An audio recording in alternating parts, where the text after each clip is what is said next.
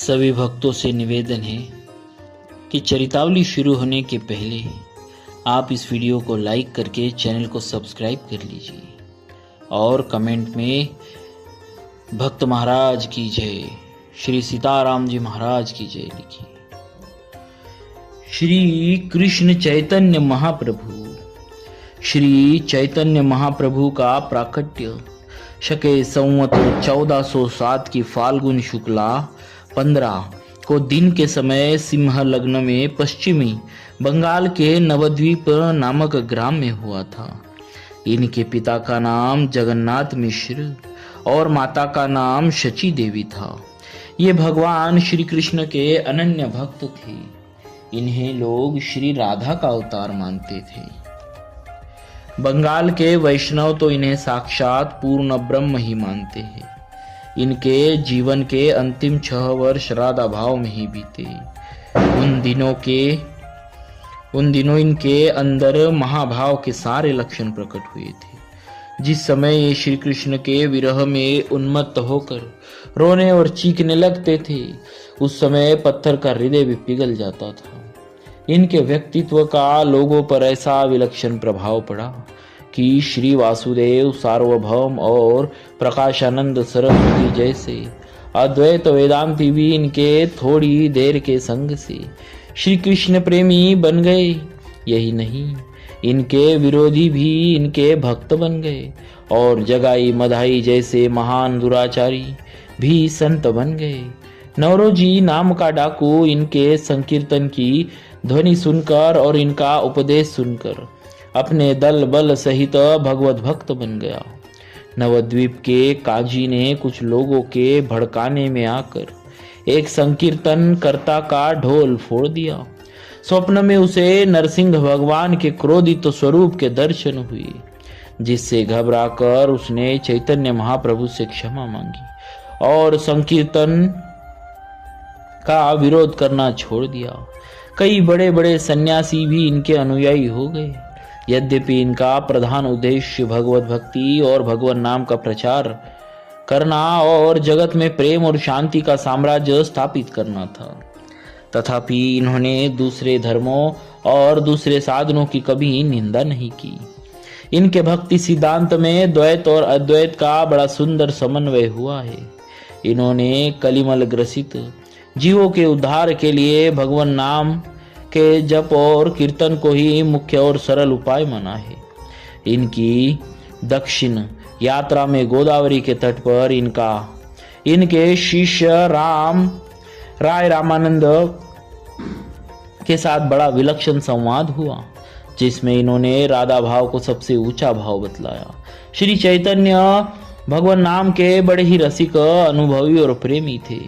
इन्होंने बतलाया है, हरे कृष्ण कृष्ण कृष्ण हरे हरे, हरे राम राम राम हरे हरे।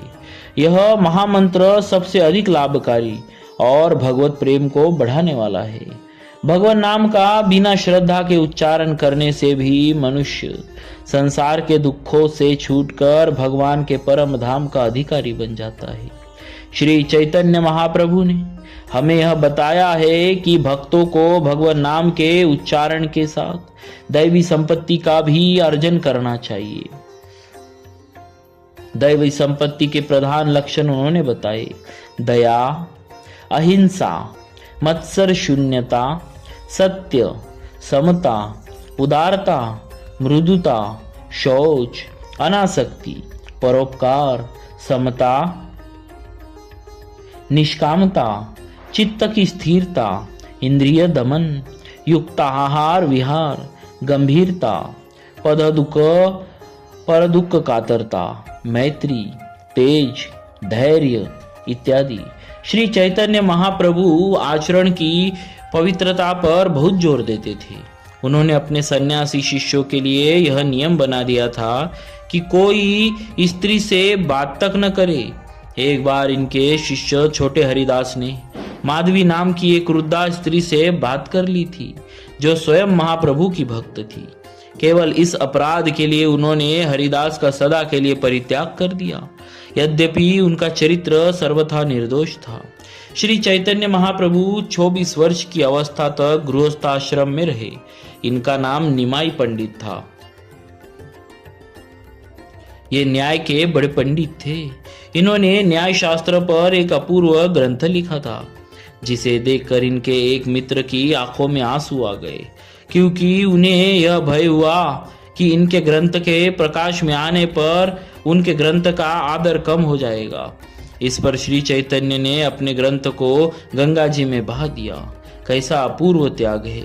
पहली पत्नी लक्ष्मी देवी का देहांत हो जाने के बाद इन्होंने दूसरा विवाह श्री विष्णु प्रिया जी के साथ किया था, परंतु कहते हैं इनका अपनी पत्नी के प्रति सदा पवित्र भाव रहा।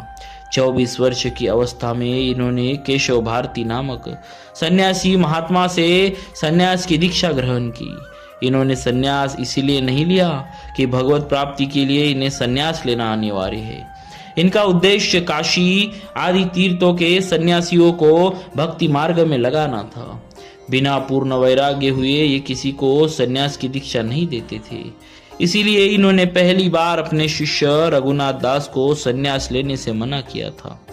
इनके जीवन में अनेक अलौकिक घटनाएं हुई जो किसी मनुष्य के लिए संभव नहीं और जिनसे इनका ईश्वरत्व प्रकट होता है।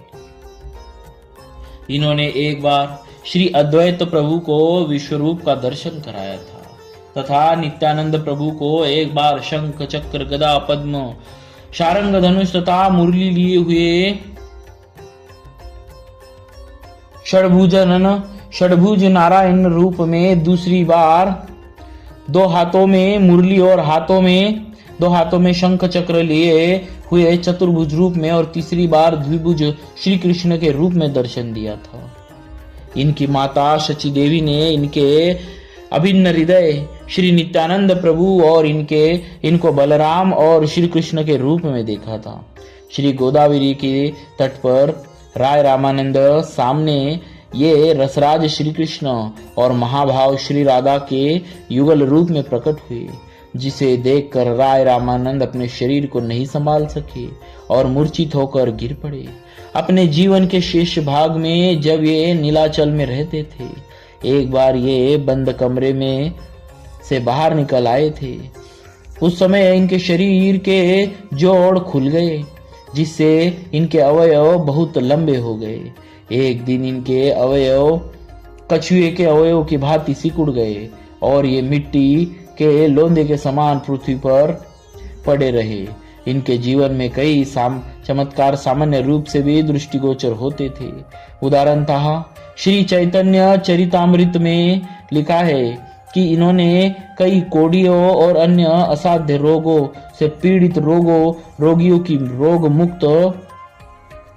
को रोग मुक्त कर दिया। दक्षिण में जब ये अपने भक्त नरहरि सरकार ठाकुर के गांव श्रीखंड में पहुंचे, तब नित्यानंद प्रभु को मधु की आवश्यकता हुई। इन्होंने उस समय एक सरोवर के जल को शहद के रूप में पलट दिया, जिससे आज तक वह तालाब मधु पुष्करिणी के नाम से विख्यात है। इस प्रकार भगवान श्री कृष्ण चंद्र ही अत्यंत सुंदर परम महान श्री गौरचंद्र के रूप में अवतरित हुए तथा संन्यास लेने के उपरांत श्री कृष्ण चैतन्य इस नाम से जगत में विख्यात हुए। श्री महाप्रभु जी के अवतार के पूर्व संपूर्ण गौड़ देश के लोग भक्ति का लेश मात्र भी नहीं जानते थे, परंतु श्री महाप्रभु जी ने हरि बोल की मंगलमय नाम ध्वनि सुनाकर सबको प्रेम सागर में डुबा दिया। आपके एक एक पार्षद वैष्णव शिरोमणि एवं जगत के समस्त प्राणियों का उद्धार करने में समर्थ हुए। करोड़ों करोड़ों अजामिल भी जिनकी दुष्टता पर न्यौछावर है, ऐसे जगाई मदाई सरीखे पापियों को भी आपने प्रेम में मग्न कर दिया। श्री चैतन्य महाप्रभु के अंतिम 12 वर्ष श्री कृष्ण विरह में दिव्य नुमाद की स्थिति में बीते। आप पुरी के गंभीरा मंदिर में प्रायः भावावेश में रोते बिलखते रहते। अंत में शके संवत 1455 में आषाढ़ मास में एक दिन दिन के तीसरे पहर में आप दौड़ते हुए सीधे श्री जगन्नाथ जी के मंदिर में प्रवेश कर गए और महाप्रभु में ही लीन हो गए। बोलिए श्री कृष्ण चैतन्य महाप्रभु जी महाराज की जय। भक्तवत्सल भगवान